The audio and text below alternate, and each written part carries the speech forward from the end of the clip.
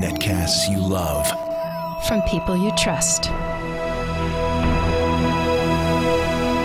This is Twit. Bandwidth for FourCast is provided by Cachefly at CACHEFLY.com. This episode of FourCast is brought to you by Netflix. Watch thousands of TV episodes and movies streamed to your PC, Mac, or TV instantly. Plus, get DVDs by mail in about a business day. For your free 30-day trial, go to netflix.com/twit.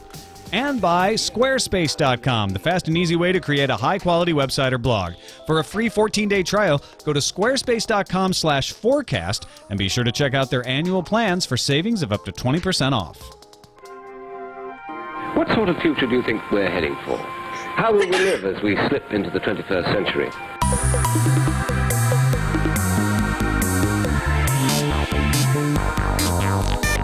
Welcome to FourCast, episode 78. I'm Tom Merritt. And I'm Scott Johnson. And we are back. Sorry, I took the week off last week. No, it was great. I've gotten a. It was great not to do the show, huh? I got this really great view of Canada I've never really had through the eyes of Tom Merritt. It was sad having you gone, but cool to see how much fun you had up there. It was fun to be in Montreal. I really liked that city. Nice people, had a great meet up there. So good stuff.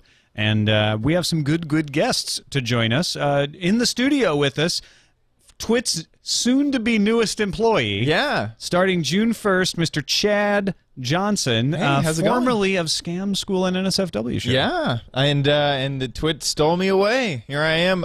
Moved recently in the last 8 days to Petaluma. Yeah, which means you had nothing else to do. That's how we got you on the show. Exactly. Like, no. Yeah, he actually was like, you need any guests? Because I'm not busy. No.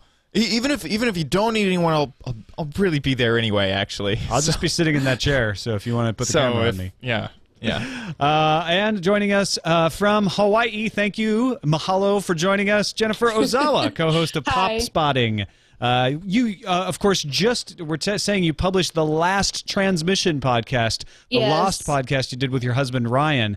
How sad was that? It looks like it was a couple hours. It was a couple hours, but a lot of it was feedback from our listeners, just talking about the end of the show, how they liked it. It was a lot of fun to do.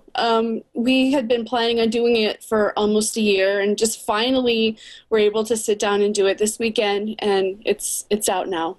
Well, I'm sad to see both the show and Transmission go. Obviously, I was sad to see Lost go, but I'm interested in Pop Spotting. It sounds like you guys are going to be just covering lots of different kinds of pop culture. It looks cool. Yeah, we're winging it, really. We plan on covering movies and TV and some other things. We think it's going to be a daily show at this point because we've recorded 4 or 5 10-minute-long segments. Excellent. Well, I'm looking forward to checking it out, popspotting.net. Let's get into a prediction from one of our listeners, Scott. Missy in Maryland writes in and says, hi, Scott, Tom, and guests. This is sort of outside baseball rebuttal to the recurrent theme of working from home. I think that the work from home eventually is much farther away than you generally seem to project. I feel like your experience as journalists and entertainers has taken you far enough from the mainstream to skew your perspective here. Scott, we're getting accused of being too Hollywood. I know, and by the way, take me as far away from journalist as you can, maybe a little closer to entertainer, but I don't know what category I fit in, but I guess I'm somewhat shocked that she refers to us at all that way. Tom, on the other hand, a true man of the news. I don't know about me, but interesting. She's right. We do have a different perspective on this stuff. Anyway, I like Missy's perspective. She says her husband works in IT, and he could work from home. She says, my brother-in-law is a coder, and he could as well, but everyone else I know couldn't possibly do it. My sister is a waitress, bad from home. My dad is a special ed teacher, wouldn't work from home. My mom is a hospice nurse and must not work from home. My friends all do things in service or education, or like me, they're in biotech. Even in a world with easy, free fabrication, I don't want a clean room in my house. I need a lab, and even if I could have one at home, the instant collaboration of coworkers is vital to the kind of science I see every day. I think the pure function of the world as we have it now outweighs the likelihood of a work-from-home future as it has been presented. Just another perspective. Missy has a good point, and here's where I will say, in our defense, I think we've never really quite maybe formulated the exact words, but we don't think, and I'll speak for myself, I don't think that we're going to see everybody start working from home. I don't even think we'll see 70% of people working from home. I just think we're going to see a significant jump in the number of people who do, and moreover, people who can, because that's a clear distinction. She's named off a bunch of people who right now, under current circumstances, can't because of the nature of their job. But I see more and more people being able to because of the things that they can do now.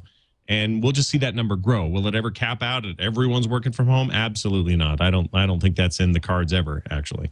It's really interesting to me is that she points out so many different jobs that are essential from various levels, right? So, being a waitress, being a flight attendant, those are not things you can do from home, all the way to being biotech, being a scientist, being in a lab, obviously not something you can do from home. Chad, in all of your jobs, are there any that you could not do from home? Yeah, definitely. I work for Brian Brushwood, and we did shows all over the nation where the nature of the job was live entertainment, and you don't really get that from sitting behind a desk. And I'm kind of wondering, I'm trying to work it out in my head. I wonder if instead of working from home, you live at work. Because I've known a lot. Don't give Leo that right, idea. right. Because I've heard of some people are very dedicated to their work. I wonder if there would ever be a apartment situation where, as part of the corporate building, company town. Yeah, company town. Right. Yeah, right. That seems plausible. I don't know if that number will grow. Because it doesn't seem to be. But I was just trying to figure that one out in my head. Jennifer, what about you? Have you had jobs that you're like, I could not possibly do that from home? All of my jobs have been like that. I've spent most of my working life in retail. So, you obviously, there's no getting out of going physically to your workplace. And I've also worked in schools. I believe at one point there will not be very many stores, if at all, and retail people will be obsolete. I have to think about it. Almost none of my jobs. She says journalist and entertainer. You can't be a journalist from home. No, you have to be out reporting a lot of the time. You can do some of the you things can post from home. You can edit from home. You could go host on Skype, but it's better if I'm in the studio with people. Yeah. And my jobs before, being a bookseller, being a radio DJ, not things I could do from home. So I kind of feel like Missy's second half of her email is great, and her point about there are a lot of jobs you can't do from home is great. I don't think we've been saying work from home is going to be popular because we're journalists and entertainers. Entertainers is a job you can't do from home. You have to be in front of the people, or at least in a studio of some sort. I mean, it seems like the only things that you can do exclusively from home are only internet based at the moment. Well, they're office jobs. And I think that's why people say that work from home is going to sweep the nation, because most jobs are office jobs. Yeah. That doesn't mean that we're representative in that in fact, we're on this show today, we're underrepresentative of most jobs because none of us have office jobs. I don't think so. No, but I mean, even in my case, where I do a lot of what I do here, producing for Frog Pants and all the shows and stuff, I do it from here. But I spend a good portion of almost every day meeting with clients, going to their offices, sitting down with computers, talking to people in person. So I don't even think we fit into the category that she thinks we fit into. I think we're not even ready for this complete 100% working from home. I mean, home base, my office here is home base, but I can't. I wish, but I can't do it all right from here and just sit in some kind of comfy chair and do it all. I gotta move around, And somebody in the chat room is like, most jobs are office jobs. I'd say maybe not 50% or more of all jobs are office jobs, but I think the largest chunk of type of jobs are office jobs. That's why you have skyscrapers, the biggest minority full of jobs. offices, not skyscrapers full of restaurants and schools. Yeah. Although I wish we did have skyscrapers of restaurants and schools. That would be awesome. Anyway, Missy, great email. Very thought-provoking. Thanks for sending it to us. Everyone is welcome to send us your predictions to fourcastpodcast@gmail.com or post them up on the blog, fourcastpodcast.com. Let's get to your predicting now. And Jennifer, we'll start with you. Your short-term prediction. These are things you think will happen sooner rather than later, maybe in the next couple of years. And go! What do you think? I believe that movie actors, as we know them right now, will no longer have jobs because we will be able to create movie actors digitally. So no work from home. Well, actually, they would be able to work from home then, because they'd be out of work. They'd have to get an office job. But I think stage actors and Broadway plays will make a resurgence because people will like to see people acting live in person. But movie stars, there's already been quite a few movies in which they manipulate digitally either an existing actor or they add in actors. There are movies where the entire crowds are digitally added. And in the case of Benjamin Button, they were able to reverse age Brad Pitt's face digitally. I just watched Sky Captain in the World of Tomorrow, which has Laurence Olivier in it. I forgot about that. After he was dead. He's been digitally recreated. They're getting better and better at this stuff. But this brings up something I've been doing lately, and I know at the top of the show is going to make me look dumb for bringing this up, but I've been playing the video game L.A. Noire. Now, it's got nothing to do with you just wanting Scott, to bring it up. I haven't heard you mention it. What is this game? At all. Yeah, let me fill you in. But no, here's the thing about this game that makes it a little bit groundbreaking, and I actually think it's a game changer, literally in that business, and that is the facial animation technology they use. They've taken real actors, most of which work on Mad Men. Funny enough, they kind of fit in the time, and they have mapped not just their faces and their likenesses on models. They've got this proprietary system, this patented system that has mapped their entire performance onto the face of the character in the game. Right. So it's when you not see just somebody, dots on a face; it's the whole face. It's everything. It's the face. It's the neck. It's every nuance. It's a raised eyebrow. It's moles. It's a darting eyes to the left. It's all of that. It's one moles, of my favorites. Nose hairs. Was seeing him.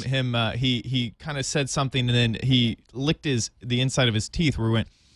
And you could see it in such a way that it didn't look like a weird, wireframe motion. It was just so realistic that I knew. Unbelievable. That's what I knew he was doing. I didn't see his tongue. All I could see was the lip, and it was just shocking. It's fantastic, and it's very almost. It's not uncanny like Uncanny Valley uncanny, but there's a real.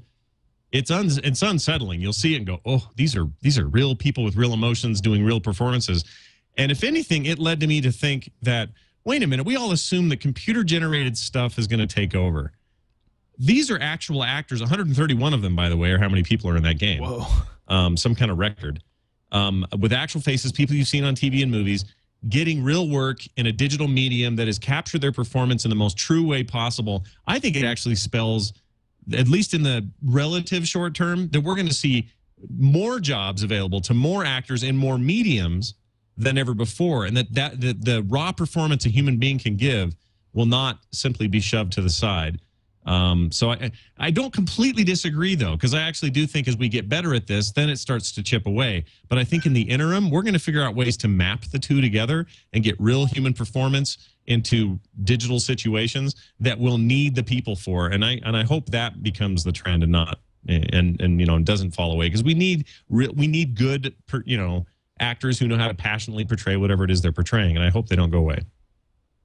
I think that the presence of digitally animated actors, it really, a digital actor will always know his lines. He's not ever going to show up to the set drunk. He's not going to do like Marlon Brando and show up late on the set and way overweight. So Lindsay Lohan will be in more movies now. Maybe. Yeah, I think that the combination of your prediction and Scott's sort of insight makes me think that what we'll see is really good actors will be in demand for scanning, for being able to show a range of emotions, sort of like motion scanning, to build a vocabulary, and then they'll just be licensing their performances out. They won't actually have to show up on set. It'll be, someone will get a name, so maybe through theater or small independent films or something, and they'll say, well, let's start using their scans. They'll work really hard to make a likeness that everyone recognizes, and then they can sell their face mash, their face. Yeah, that's what it'll be called, Face Mash. It'll be Face Mash. And by Jennifer Ozawa. Yes, who will found that company. Yeah. and make millions of Yeah. dollars. That's not, You can that's rent not a too face far mash. from. I don't think that's too far from the truth because you've got. I mean, right now, radio people. Let's say trailer voiceover guys. All right, so Yeah. those guys. They phone all that in. Like they don't. None of that stuff is them flying into LA, getting into a studio, and being surrounded by guys and doing the work. They do that stuff from home studios, and they can do that. They have connections for it. They have directors via satellite. They have people who can tell them what to do as they do it, and they get it all done. It's not that far of a stretch that if we figure out how to master this kind of technology, that you couldn't phone in all your performances. And Sean the Connery's actual- been phoning in performances for years. Exactly. But if you cut his head off, he ceases to exist. That's a. You know they're remaking The Highlander, right? I know, sadly. Well, maybe good though. I don't know. They need to remake Zardos. They need to remake it with the original actors scanned. Yeah. Use our face mash technology, please. What this also means, though, is somebody can just decide, hey, I want Brad Pitt in a movie. And if Brad Pitt is not interested in being in the movie, they could still use Brad Pitt's face against his will, which makes you wonder, how does anybody prevent this from happening? I wonder if you could, in the virtual world that you might be, like, everyone predicts the internet will be, virtual. I wonder if you could rent someone's face for the night or the morning. Yeah. Whoa. Yeah. See, OMG thank you for Chad's on something, because I always like to look at the social ramifications of the technologies and the different futures we talk about. That's a very real thing. If we figure out a way to map stuff on people, if you wanted to go, I don't know, rent a girlfriend and put Jennifer Aniston's face on her, why would you? But if you did, right there you go. This is going to put the current copyright conflicts to shame with the with the BitTorrent face mash files that will be out there. Well, right now you have to sign a likeness paper if you want to be on television or whatever, so they can use your likeness. Yep. And I wonder where that's going to go. All right, on to your short-term prediction, Chad. When you look into the short-term crystal ball in a few years or so, what do you see? Okay, well, I'm seeing something very controversial, actually, and I'd like your help, Tom, Scott. I mean, everyone's help with this. I could see a single person kind of taking over new media in the future, like someone with the handle that starts with an OMG, Yeah, I could see a someone has a nice what's the word for it, empire that's under them. Yeah, and I would host new shows like OMG It's TNT. I might have a nice network. You're using the pronoun I, you realize. Oh. Huh. I didn't know if you'd realize. I guess we'll run with that. Yeah. Okay. I guess we'll. Okay. So let's just say that that's me. Yeah. Just for argument's sake. It's just for argument's sake. Okay. Just theoretically. And it would be with my network, OMG TWIT. And so that's what I'm thinking. The next, 5-10 years, something new. Yeah. Right. Any This questions? is Tom. This marks a first on the show's history. This is the first time anybody's actually come in here and predicted the jesting- future. Well, jesting or not, but has actually used themselves as their prediction. We've not heard that yet. It's already signed. It's too late to get rid of him. Too late. Burn it. Okay. Yeah. Sorry, I did. Yeah, that likeness paper is signed. It's already. I'm it's already a done deal. Someone in the chat room says, "Burn it before it grows." Jennifer, I think we need an outside opinion on this. Do you think that's likely that someone, maybe? I mean, well, I'm going to need help. Initial So- CJ would take over all of new media. Yeah, it's completely possible. I think it'll happen in stages. encourage I him. think companies will merge and eventually the one company will be swallowed up by one person. Yeah, I can think you totally need to see- have a very charismatic, maybe young person with nice hair. I don't know. I don't know. So it's not you. Oh. Okay, maybe the Nice. hair is not that big of a deal. Do you see this person using their powers for good or evil? Oh, good. Definitely good. Until it doesn't suit them. But They yeah. always say that. They always say that. Well, good is defined by the perpetrator, is it not? What would these good things be like? Oh, building community and followers on Twitter and things, and making sure that you had a big fan base on Facebook, a nice Wikipedia article, that sort of thing. Do you not have a That's good. Wikipedia article? I don't. This whole thing is just a plea to get a Wikipedia article. No. Jennifer, do you have a Wikipedia article? No. Okay, not we need that to I get. know of. We need to get Chad and Scott. Do you have a Wikipedia article? Oh, I got a big one. You know what? I got a funny story to tell you. Okay, bragger. Oh, I got a big one. Back in the day, I used to have this thing where it bugged me that nobody could do a Wikipedia article for me without it getting, challenged and chucked or whatever.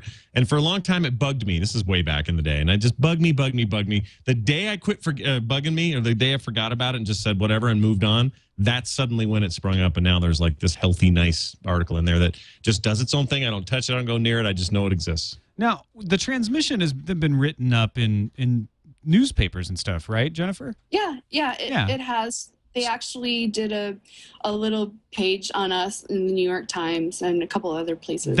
So Jennifer's easy. Get her a Wikipedia page. Anybody in the audience, find that article, go to Wikipedia, make her an article, and cite the New York Times. Done. Because that's the big thing is they're always like, we need citation for notability. Yeah. She's in the freaking New York Times. If that isn't notable, there's no Wikipedia. Chad's a little harder. I'm really not. I really wasn't fishing for a Wikipedia article. That's what this is all turned into. Yeah, that's what it seems like. Get Chad an article. Right. Get Chad. But don't give him any more power.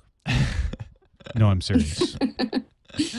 All right, let's take a quick break before we get to our long-term predictions and thank Squarespace.com. Let's say you are beginning a movement to prevent new media consolidation into the hands of one evil dictator at stopchad.squarespace.com. You could have it running in an instant. You could have it running. You don't even have to pay for it. No, you could have it running right now for free for 14 days by going to squarespace.com/fourcast. That's squarespace.com/FOURCAST. And not only would you have the site up, it wouldn't just say like, this is my site. I mean, it would be a templatized site. It would look good. You could easily fill it with pictures of Chad. And you could do some Chadman meow. Some quick haikus about the dangers of Chad and have them formatted properly. If you already had a previous blog, you could import it. You can also take the data with you later if you need to. They don't lock you in. That's one of the nice things. Squarespace thinks, look, you're going to like it so much. We don't need to lock you in. You're going to enjoy trying it out. So if you need to start a website now and you need cloud architecture that has speed and reliability, try it out. Squarespace.com/fourcast. And we thank them for their support of FourCast. On to our long-term predictions. Chad, do you have a similar long-term prediction? No, are you going in a different direction? Way different. Here? Way different. So in the future, I'm thinking 100 years in the future, virtual worlds will sort of collide with real world. You'll be able to go into the metaverse or the Matrix. And there'll be, files will be physical files that you open and you look at and real books and things like that. So in the future, the extensive Wikipedia that will be written exclusively about me will actually be in a book form. So you can take this book with you when you're in the metaverse or whatever you want to call it. You can look at it. And this book will actually be called The Babel. Babel. Babel. Yeah. Because I was, there's another book. Similar title. This just has a long A in it. Babel. My followers will become actual followers because you mean like your Twitter followers? Twitter followers will be real followers. They'll know the word of Chad, OMG, and they can follow me, anywhere with their Babels. And that's what I'm thinking is that the future. Will be much more physical in meat space and virtual realities will combine and of course my media empire has definitely You're extended. Using a personalized pronoun possessives now. I'm just rolling with it. Your future sounds way more Chad-based than I expected it to be. It's way more Chad-based. This is just the future. I mean, that's what the future will be, is way more Chad-based. That's just a prediction. Future will be way more Chad-based. I have no response to that. Yeah, you don't have any questions? You want to? I got one. Okay. So you've got your virtual world and your meat space colliding. How will we... Forget about all the Chad stuff for a second. Forget that's part of this for a second. Although, how could you? Because you'll be plastered everywhere. Right. Imagine this place and it's input and it's output. In other words, how is that meshing happening? When do you know when you're in one and not in the other? Like, what is the difference between your real kitchen and the virtual one that sort of exists also? And when will you know the difference? And when do you decide to go to one or the other? Like detail some of that. Well, I think it'll be a lot like the how they did it in Surrogates, where you step into your metaverse chair and then you're transported and you're in a different place, sort of thing. And so it's very noticeable when you're outside of the virtual world, but no one really leaves their surrogate chair because there's no reason to. When you started talking about it, I was thinking the virtual world and the physical world would be meshed together. Oh, that's so that when I go into the kitchen, parts of it are real and parts of it are virtual. Actually, that's that. I like that a lot more. So I don't actually have to have a cookbook anymore. Right. There's like a little virtual shelf. I can reach in and pull Maybe it's out just empty. Thousands of books. Right. Like I just say like, oh, I need Joy of Cooking, and then it's there, and then I pull out a virtual version that I can still page through. Right.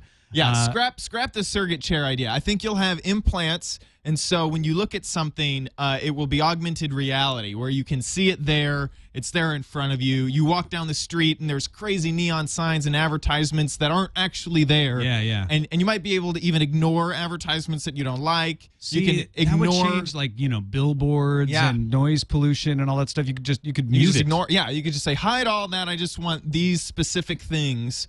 Of course, I want my Babel. That's never leaving me.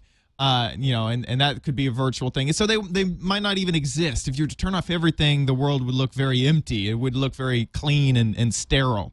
But once you have all this turned on, you have neon lights and you have advertisements coming at you, and maybe you want to learn some things, so you trust specific, or you get paid a certain amount from advertisers to always have their advertisements on. So the advertisers will pay you $5 a month or whatever to always have that specific advertisers on, and it's very specific to you and your age group and who you hang out with. Is targeted. All your friends hang out with, or subscribe to this set of advertisers. Jennifer, do you see yourself living in this kind of world? Would you like it? Would you not like it? What kind of advantages and disadvantages do you see to that? Well, I have 3 kids, so I would really like a world where everything was really silent for a little while. You want the kids to be virtual, augmented reality children. Just for 10 minutes. Just a mute button. What about walking down the street, though? I mean, the ability to sort of be seeing a different landscape than other people. Do you think that would shake the community experience up? It would. Everybody can be in their own private little world. Somebody can be on Tahiti. Somebody else can be in Washington State. Someone else can be in Europe. And I think that's almost where we're at now.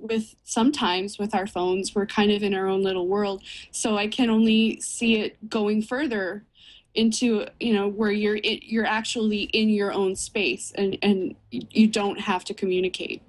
That was a Cylon deal, wasn't it, Tom? They did that, where they could project out in front of them and see the world the way they wanted or whatever. Am I remembering that right? Yeah, there was some sort of augmented reality projection. I'd almost forgotten about that. I don't think we saw it a lot. No, they kind of talked about it once or twice, and they kind of left it at that. Maybe we'll see more of that in Chrome. We just all want to walk around and see the world the way it looks to Jennifer, actually, because she lives in Hawaii. We'd all like to just be doing that all the time. Yeah. Yeah, but I actually want to be in Hawaii, because augmented reality can't make it warm. Yeah. But it would make it look like there's a beach outside of your house. Yeah, that's kind of cool. I like that. Yeah. And it'd just be a brick wall. Well, let me just say, I like the part of your prediction that's about the mixture of augmented reality and reality. I think that's cool. Yeah. I think that's interesting. I think that might happen. The Babel thing. I think Babel is going to take off. I got to go back to Squarespace. And we already have a website up at stopchad.squarespace.com. That's how easy it is to make a Squarespace blog. That won't happen in the future. That has already happened. That won't happen in the future. It'll be much harder to make a blog in the future. No. You'll make it. He'll make sure of that. All right. Squarespace, why are you so easy? Damn you. We will be saved. Our world will be saved by Squarespace. On to you, Jennifer. Your long-term prediction, the more of 100 years will be in flying cars sort of stuff. What do you got for us? We actually kind of touched on this. I believe that the new media will be controlled by a corporation, namely a merger between Starbucks and McDonald's. Oh my Wow. God. This That's is worse than, interesting. the Chad-centric universe. Yeah, we have the hellscape that is Pizza Hut occupying the same exact meat space as a KFC. Speaking of meat space, I am never comfortable with those arrangements. I don't like when it's like this burger joint, chicken joint, and a pizza place all in the same little thing. Long John Silver's A&W. Yes. Oh, and A&W seems to be attached to everything these days. Yeah. But somebody will, it's like, what do you want? Oh, I think I'll have that over there. Guy's got to walk around another counter. It's like it just feels like it's forbidden ground. Nobody should be doing that. So the idea that those two could join forces is interesting, given the fact that right now McDonald's is trying to kind of mimic them. They're trying to be Starbucks. They're redesigning stores. Yeah. They're coming up with little lounge areas. They're pushing their coffees and lattes and stuff. It seems like they're trying to compete in that space. Maybe ultimately the answer is to buy them outright and just absorb them. I think Starbucks and McDonald's already look a lot alike, and I think McDonald's is really trying to hone in on Starbucks territory with the coffee. Yeah. I think, one day one of the companies is going to realize that as long as they're so similar and are trying to get the same customer base, that they might as well join forces and make a little bit of a profit off of it. I think when McDonald's starts to sell music in their stores, that's when you need to watch out. Because Do you think Starbucks did that. Do they think they'll change the name To Starbonald's? Starbucks. Starbucks. McBucks. That'll be what it is.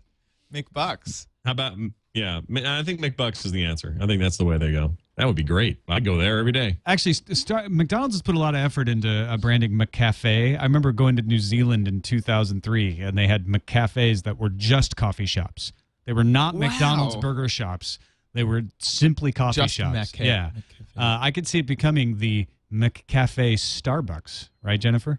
I'm loving it. Yeah, well, and the thing that leads me to look at the new media angle is that home internet is becoming more expensive and you're more limited in your bandwidth. And I think McDonald's can offer more bandwidth and, unlimited access as long as you can look at their ads or you can look at this content first. And you'll have to pay to use the restroom. Oh, That's how they'll get you on the back end, so to speak. The Wi-Fi is free, but once you drink the coffee and eat the food, But they'll look really nice because of the augmented reality. That's yes, you'll get to choose what kind of bathroom you're using. Yeah. Actually, there's a Don't free, turn off the augmented reality. There's a free bathroom that looks like the bathroom really looks. Yeah. And then you pay to have it look nice and clean. You don't want to pay for the base model, or not pay for the base model. Exactly. All righty then. Let's real quickly thank our other sponsor for today's show, Netflix, delivering movies directly to your home via streaming. You can watch movies. You want to live in the future? Watch Firefly. You can get all the episodes, even the ones that didn't air on Fox, on Netflix streaming. Try it out for free right now, netflix.com/twit. And then you can also follow along with all the movies that Scott does on Film Sack. Film Sack. I was like, the Movie-licious. Hey, it's not the Movie-licious. And then I couldn't remember Film Sack. That's all right. Yes, on Film Sack, because you get almost all the movies that you talk about from Netflix, right? Yeah, we do. In fact, this week we watched. Oh crap! So now it's my turn to forget what we watched. We watched. Oh crap! We just did this. There's a episode. movie called Transformers Oh, 3. Crap? Let's just throw out movies. My brain's Dorian like, Gray. Action Jackson, dude. That's the movie we saw. So you can find stuff that you haven't seen since the 80s, like weird, obscure. I mean, that's what our show is all about. Honestly, without this, without Netflix and without the kind of stuff they provide, we wouldn't have a show. So I love Netflix. So yeah, you can go to Netflix, pick up a TV show, pick up a movie like what Scott's got, and stream it instantly. No limit on what you can stream as long as you got the bandwidth to stream it. As long as you got the ISP. Netflix.com/twit. Be sure to sign up for the free trial today. Give it a shot if you haven't already. And we thank Netflix for their support of Twit and FourCast. All right, Jennifer, we're going to stick with you for the crazy time prediction. In the 2,000 years will be made of cheese is my usual example of Not that that's your prediction, but that's the kind of prediction. For a crazy-ass prediction, what do you got? Cats will continuously evolve until they begin to develop opposable thumbs, by which time they will have begun their quest to take over the world. Love it. Have you seen, Jennifer, there's a Futurama episode from this last season, from this new season, season 6, that aired last year. Oh my gosh, it is this very thing. It's this prediction. There is an entire planet. There's an entire planet full of cats, and they have this plan to come to Earth, and I can't remember what they're here for. They're taking something they need, and it's awesome, and it totally fits right in with your prediction. So somebody else out there is agreeing with you. Cats are going to rise up, and their day has come. Wait, what's full of cats? Her future. Full of who? No. You said there's a show. Futurama. What's full of cats in Futurama? A world. A planet. A world. Hail world full of cats. They will rise up and enslave dogs. Shall we call them thumb cats? Since they'll have thumbs. Will they still be as fluffy and as cuddly as normal cats, or will they have personalities? That's how they will get us to do their bidding. They will be just as adorable and just as sweet, but they will have opposable thumbs, so they will be able to build shrines to themselves. Oh man, can you imagine how cute a baby babies are cute. Kittens the are cute. neoteny of the matter boggles the mind. Oh. There is a very adorable sleeping dog at my feet right now. Who I know would be, were he awake listening, very disturbed by this prediction. What will cause the cats to evolve the thumbs, but prevent other animals like dogs, for instance? Or moreover, what will stop them from napping 95% of the day like my cat does? Seriously, that's all he does. He's right there right now. I wish I could name the camera. I mean, Henry is sleeping and has been for 6 hours over there, just laying there. So they got to get over that first. The napping is a ruse. It's lulling us into a false sense of security. They'll fix it with meds. But since they have opposable thumbs, they can come up with all kinds of pharmaceutical things. What will cause the evolution of the thumb cats? The Thumber cats. Thumber cats, ho! Chat room. Someone in the chat room just said. Yeah, no, I totally stole it from Fushigi. So it's determination. You think cats are more focused on evolving thumbs than other animals? Ryan actually told me this story that when he was 8 years old, he put a sock on his cat's head and put it at the top of the stairs to see what would happen. His other cat came upstairs, stood by the other cat, and successfully got both of them down, which I think is a testament to their communication skills, and I think their commitment to the cat species. Right. So we need opposition to the future OMG Chad rule. It's going to come down to thumb cats versus Chad at some point. You're going to have to pick a side, folks. I vote OMG in the current election. No, it's a battle of evil dictators. You don't vote. There's no voting? Yeah, you don't choose as your evil dictator. Well, I need followers then. Yeah. In my dictatorship. Or maybe you could start a thumbcat blog. Whatever works for you. Someone will do it. All right, I'm a little, given the tenor of the show to date, a little nervous about kicking the crazy ass prediction over to Chad now. The future will be harmonious. Okay, so what's this harmonious? Will be great. What does this crazy harmonious future look like? So obviously, and we're just saying my influence, quote unquote, it could be anyone's influence, but most likely it'll be mine. Will have gone past into all nations and into all space nations as well. Spations. Spations, yes. And at this point, I will have unfortunately died. So all of my sorry followers... to hear that. Yeah, and by the way, this is exactly 2011 years from now, 5 months and 21 days. So 4022. Yeah, well, yes. November... Yes, or 2011, May 2011, because Because it'll be a new religion sort of thing. Right, but it's 2011 years from now. From now, yeah. So yeah, that'd be that'd be the year 4022. Yeah, okay, sure. Yeah, 5 months and 21 days. Got it. And all of my followers will be waiting for the reincarnation of the AI of me, and I will take them once I am reincarnated as an sentient AI. So they scanned your brain in, essentially. Right, okay. and they're waiting for They took for me that to come technology back. for scanning actors and they advanced it. They did, and now How did they scan through that thick head of luscious hair you've got there? You know, How did they get through? in the future they have all sorts of technologies that we can't even imagine. And so that's how they did it. A lot of people may not realize why Scott's asking that, but Chad's hair is in fact a Faraday cage. That's right. And a large hadron, what is that collider called? A large hadron collider. Yeah, it's one of those. CERN has asked me to work for them, but I'm busy building my empire at Twit. And so I will take all of my followers that followed me on Twitter to Haven. It's not like Haven, that other Maine? place. Haven. It's not like that other Haven, place. Maine, where the cop and the local police guy are solving the mysteries on Sci-Fi Channel. No. Coming In this July? in this Haven, it's a very secret place on the net. You know. Oh, okay. So you know, and so everything will be perfect in Haven. It's like another place, but with a long A. You see, so it's different. And anyway, on that day, May 21st, in 2011, years from now, 4022.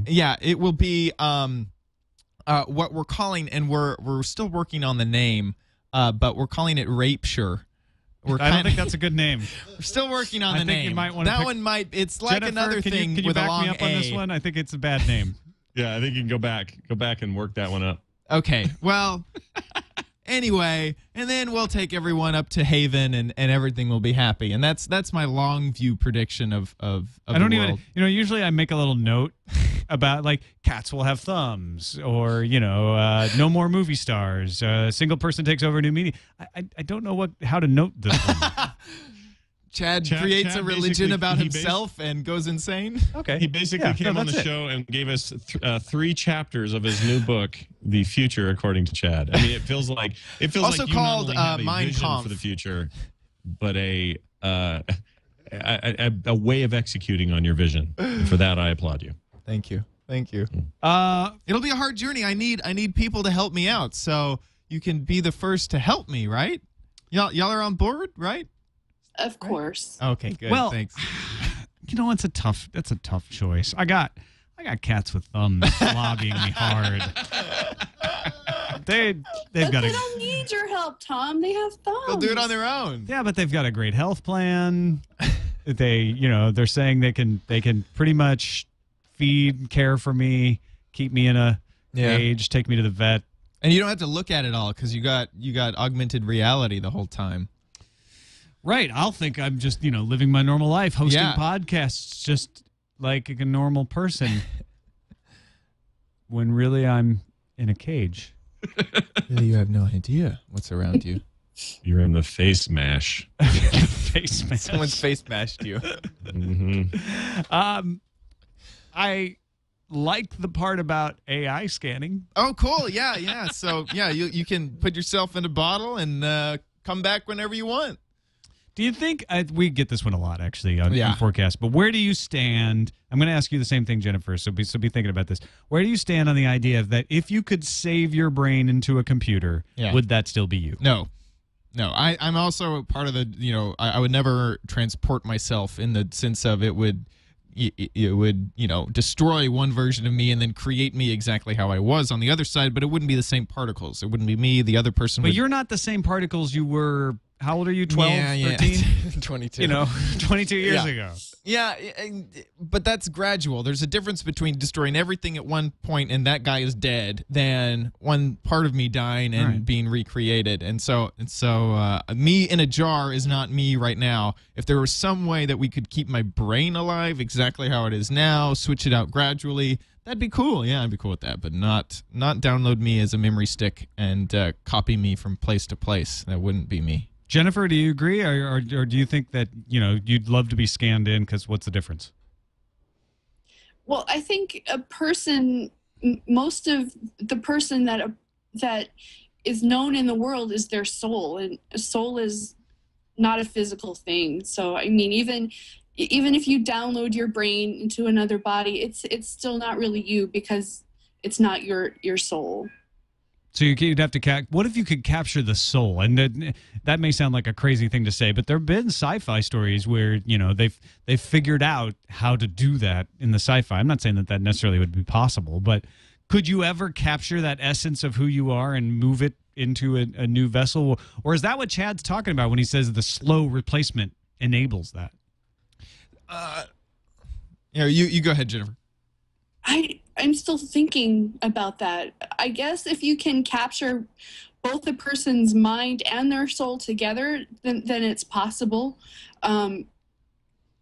It's such a, I don't know, it's such a strange thing, because I think what a person is inside is completely intangible. You can write about a person, but you can never truly, you can't really ever capture it on any kind of medium.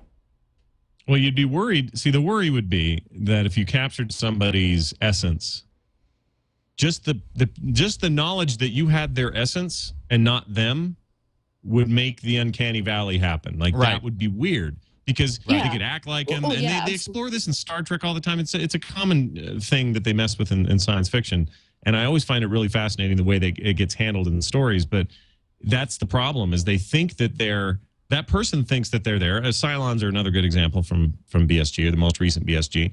And then knowing that they are in every way exact, as compared to the original model, the real person, knowing that they're not is everything. It breaks the whole deal for people. I don't see how we ever get past that. And that's what I think that we will be able to create really good replicas of someone's soul, but we'll be able to code something in such a fashion that it's hard to tell the difference, that one person is different than, or is that, that they're they act the same, they think the same, they have the same preferences. I think we can code something that's extremely similar to someone, but we'll never quite get there. It'll be like we have Terminator, but we don't have, perfect AI. We have someone who can walk and talk like someone. We can have a construct, but we can't have the actual person. And whether you call it soul, or whether you call it complexity theory or strange attractors, I think there's a lot of precedence for that kind of unreplicability. There are things that are too complex to be replicated, because of the, and this goes into chaos theory and fractals and all of that sort of thing. But, these sort of self-organizing systems can be so complex that there's no way to actually create it again. You just can't know it. And and I think that may be an analog for people. There's some people in the chat room are like, talking about souls, this is crazy, that's just ridiculous. But if you want to wrap your head around it that way, that, there can be a mathematical entity that is too complex to be replicated, at least theoretically. That could be the same sort of thing, is that, sure, we could scan your brain and we could put that scan in a computer and it would act very similar to you. That's what I think. But it wouldn't be an exact replica. And I think this could also solve the DRM issue.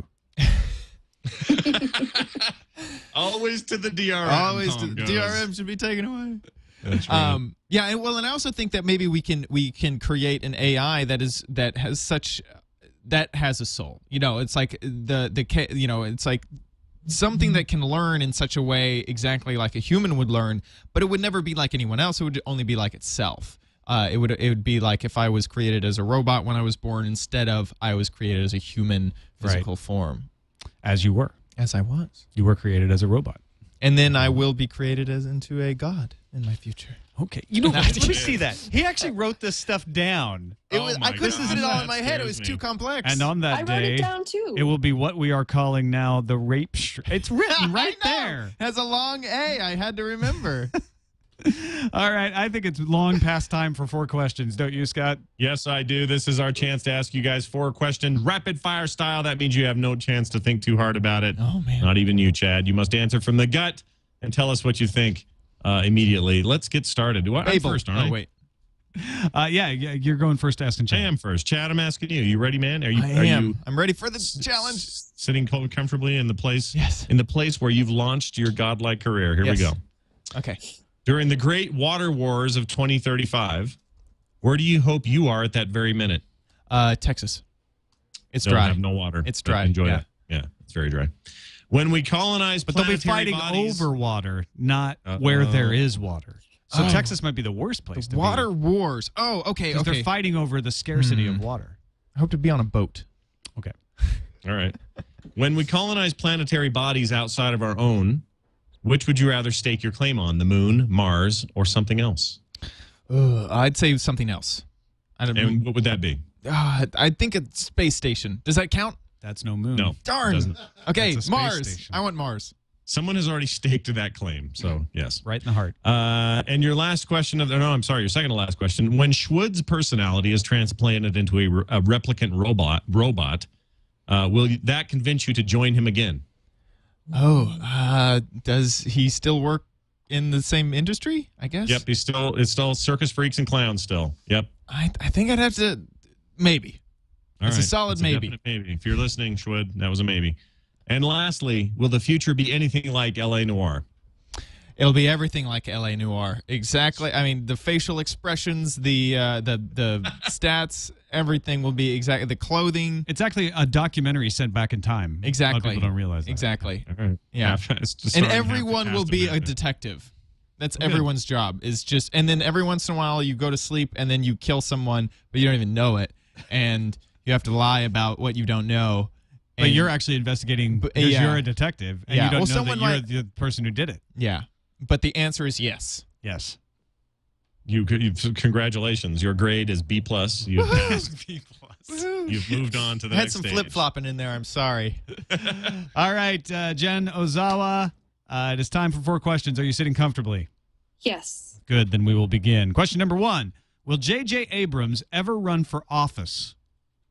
Yes. What office and will he win?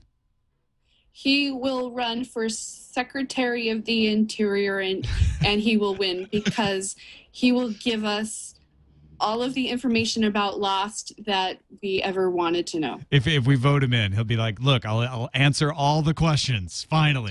Tom, he'll be in charge of the Super 8 conference. Get it? You see what I did? Super 8. And as Secretary of the Interior, he will build a very large Lost theme park in the middle of the country. So, Secretary of Interior is an appointment. So what I'm assuming is that he will do these things if his true. presidential candidate is elected, which would make sense. I don't know if the Native Americans are going to like him as Secretary of the Interior. I don't. That's one of the responsibilities of the Secretary of Interior. But I don't know why they wouldn't. It's not like J.J. Abrams is wrong. In the for future, that. they'll now be okay you with really that. got me thinking about J.J. Abrams as Secretary of the Interior. No, you really just got Wow. thinking about this. Question number 2. How long before mobile devices are implanted in our heads? 10 years. Nice, 10 years. So that would be 2021, 9 years after we all die in the apocalypse. Question number 3. When we run out of water, what will we invent in its place? Liquid oxygen. A nice, refreshing glass of liquid oxygen. Do you need a Brita for that? It'll be liquid A big oxygen with 2 tablespoons of hydrogen. Yeah, just a touch. Finally, question number 4. How many extraterrestrial bodies, meaning moons, planets, dwarf planets, you know what I'm talking about, how many of those will humanity live on 1,000 years from now? 4. 4. Now, okay, that would be higher than I would think. So we'll make it. Do you think we'll make it outside the solar system, or will those be 4 like Mars? No, moon? they will all be moons of Saturn. Oh, okay, yeah. Good possibilities there on Saturn. I'm liking it. So we'll skip the moon. We'll just be like, forget you. Yeah, the moon, it's, there's nothing there. And I think there's at least a little bit of possibility that there is at least at one point water on some of Saturn's moons. Excellent. All right. Well, thank you, Jen. Good answers. Thank you. And that sadly brings us to the end of this episode of FourCast, the most Chad-centric episode we've ever had. I'm sorry. Didn't mean This to take week it to the with Chad 100% cast. more Chad. No, I really enjoyed having you guys on. I think we. All I know is Jennifer has a way better connection over her internet than her husband did. Just How throwing did that out there. happen? Yeah. I don't know. I don't know. That's a really good question. Does he have a magnetic field of some sort? Yeah, sometimes I think so. I mean, there's, we've lost at least 5 sets of keys in this house somewhere, and I think it's due to some kind of field. I can imagine. Well, your connection was great. It was great having you on the show. Let folks know again about your new podcast, Pop Spotting. We're at popspotting.net, and we're in the iTunes Music Store. All right. Check it out, folks. Also, Chad Johnson, great to have you aboard here at Twit. Thank you so much. I think you've promoted yourself to Overlord quite enough in this episode of Four Chads. Yeah, I don't. Yeah, no one needs to really follow me on Twitter. But you'll be found here. Yeah, right? yeah. I'll be doing all sorts of stuff. Anything I can do. And you're at OMG Chad on Twitter, right? I am OMG_. Chad. Don't forget the underscore. Yeah. All right. Anything else, Scott? Before we bow out. Negative, sir. Just good to have you back in town. Don't forget, Tom shows up in the morning on our morning show, the morning stream on Wednesdays. We do a little Current Geek episode in the morning, and I'm stoked to have that back. And it's just good to have you back in town. Me too. It's good to be back. Don't forget to leave comments at our website, fourcastpodcast.com, or send us an email, fourcastpodcast@gmail.com. That's it for this episode. We'll see you in the future. Goodbye. Only 32 years away. Wait. Wait.